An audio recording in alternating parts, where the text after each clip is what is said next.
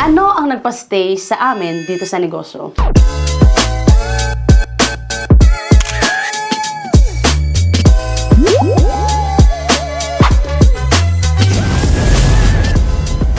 Welcome to Iron Intensity Q&A! Ang nagpa-stay sa akin, sabi nga 'di ba, pag mahal mo, stayhan mo. Ay. Ganun na talaga. Yan pala. Kaya pala nag-stay din ako sa'yo. Ay. Pero yun nga, ano yung nagpa-stay dito sa negosyo natin? It's all about love.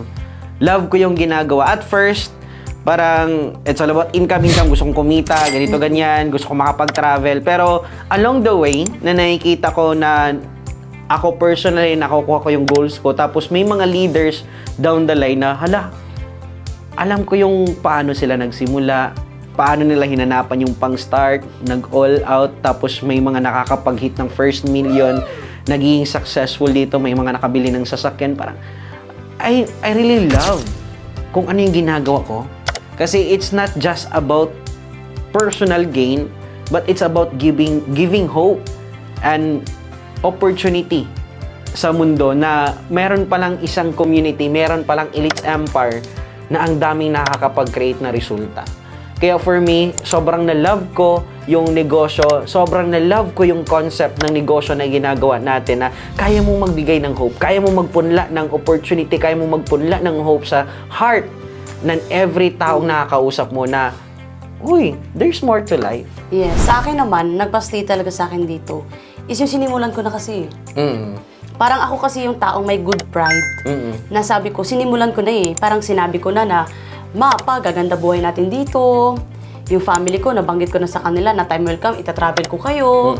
Na time will come, alam ko yung pangarap natin, makukuha natin because of this business. So, ayokong umuwing luhaan. Yun talaga yung pinramis ko sa sarili ko. Na sinimulan mo to, tapusin mo. Pinasok mo to, make sure may bunga to. So, yun yung sinabi ko sa sarili ko. Kaya, in another one, is, alam mo yun, nagpa-stay din sa akin. Ano? Kasi I treat this business, not just a business. Ano pala? I treat this as family. So, dumating ako sa point na doing this business, lagi ko na din tinitingnan na Elites Empire is my family. Kaya nga minsan sinasabi na, oh, ilan na yung leaders mo, ilan na yung downlines mo na hit ang first million. Okay, eto, 100, magto-200 na yung na-create na millionaires ng Elites Empire. Even ako personally, hindi ko alam. Why? Because I treat Elites Empire my family. I treat everyone, lahat to, leaders ko, lahat to, as one kami, lahat to, nagtutulungan kami. At ito mga tao na to, ito yung mga kasama ko na alam ko, gaganda din buhay nila. Totoo yung sinabi mo. Pag nakita mo kasi yung mga tao, na lalo na yung background nila, doon ako na-inspire eh. Like OFW, yung background kasi nila eh.